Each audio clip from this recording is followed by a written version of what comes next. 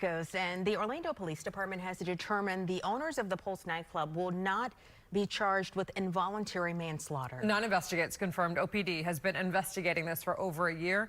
Investigative reporter Ashlyn Webb joining us live outside where that tragedy happened. And Ashlyn, you just obtained the full investigative file today.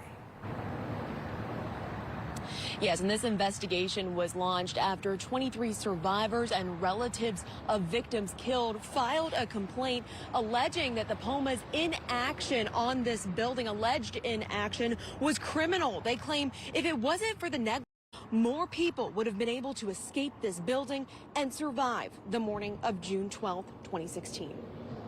Since the tragedy, countless survivors have shared their stories, like Miguel Leyva, days after the shooting, describing the struggle to exit the building. There was nowhere to go. There was no exit. There was no window to break to get out.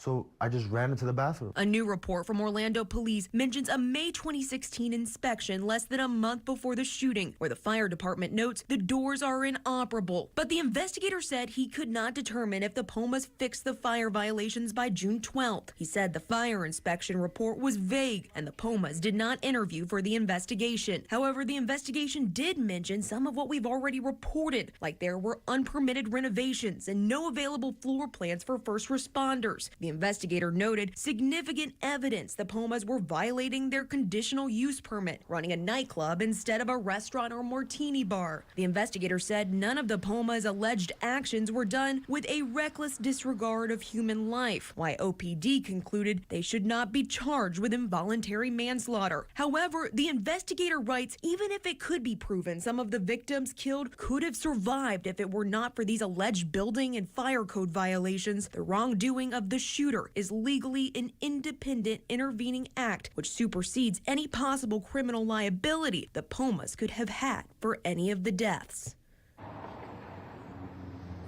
I spoke to some of the survivors today that said that this is not the outcome that they wanted to see. They say they wanted to see justice and accountability for these alleged code and fire violations. They also say that in ways this is some validation because the report does mention some inaction by the Pumas and also by the city by not enforcing those violations.